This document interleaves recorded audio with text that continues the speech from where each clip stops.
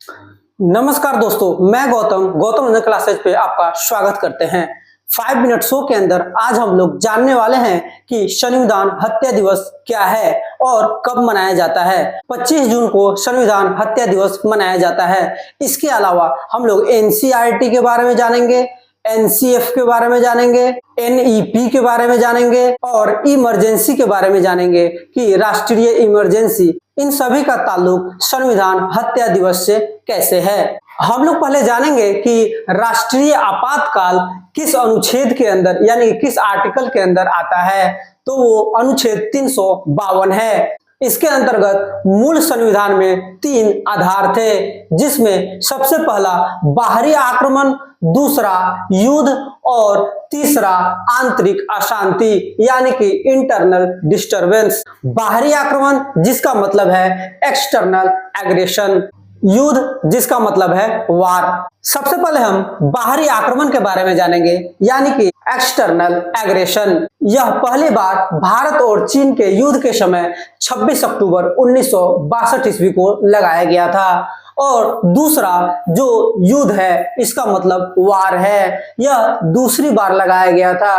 यह भारत और पाकिस्तान का जब युद्ध हुआ था उस समय 3 दिसंबर 1971 ईस्वी को लगाया गया था। तीसरा हम जानेंगे आंतरिक अशांति यानी कि इंटरनल डिस्टरबेंस। उस समय की प्रधानमंत्री इंदिरा गांधी के द्वारा सभी विपक्षी नेताओं को गिरफ्तार कर जेल भेज दिया गया था, क्योंकि विपक्षी नेताओं और आंदोलनकारियों के द्वारा भ्रष्टाचार, बेरोजगारी और महंगाई के खिलाफ सरकार से इस्तीफा की मांग कर रहे थे। इसमें प्रेस की स्वतंत्रता समाप्त कर दी गई, सत्ता का दुरुपयोग किया गया, यानी कि उस टाइम की प्रधानमंत्री इंदिरा गांधी थी, उनके पास सभी पावर थे, इसलिए वो सत्ता का दुरुपयोग की थी एवं लोकतांत्रिक आधारों का हनन। इसलिए 25 जून 1975 ईस्वी को संविधान हत्या कहा गया और 11 जुलाई 2024 को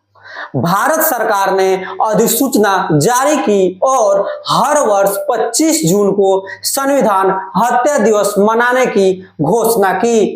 पहला आधिकारिक आयोजन 25 जून 2025 को हुआ। 1978 ईस्वी में 44वें संविधान संशोधन के द्वारा आंतरिक अशांति शब्द को हटा करके सशस्त्र विद्रोह यानी कि आर्म्ड रिबेलियन जोड़ दिया गया। उस समय के राष्ट्रपति फखरुद्दीन अली अहमद थे।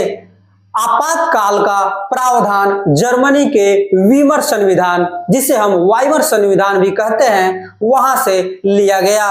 अब वर्तमान स्थिति समझते हैं। वर्तमान जून 2026 में एनसीईआरटी यानी कि राष्ट्रीय शैक्षिक अनुसंधान और प्रशिक्षण परिषद, जिसका फुल फॉर्म इंग्लिश में national council of education research and training होता है, एनईपी जिसका मतलब नेशनल एजुकेशन पॉलिसी 2020 और एनसीएफ यानी कि नेशनल कैरिकुलम फ्रेमवर्क यानी कि राष्ट्रीय पाठ्यचर्या की रूपरेखा के तहत 9वीं कक्षा की सामाजिक ज्ञान यानी कि पॉलिटी की पुस्तक understanding society India and world में 1975 के आपातकाल यानी कि इमरजेंसी को शामिल करने का ऐतिहासिक निर्णय लिया गया।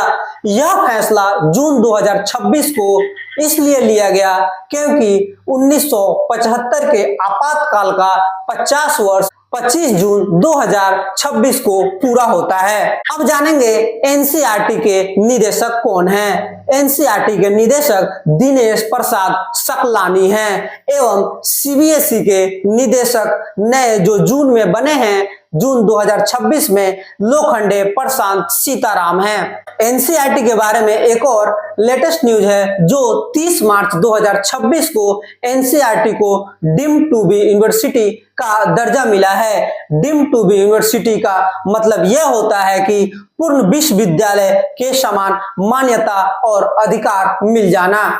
दोस्तों, ये वीडियो अगर आपको अच्छा लगा हो तो लाइक और सब्सक्राइब जरूर करें।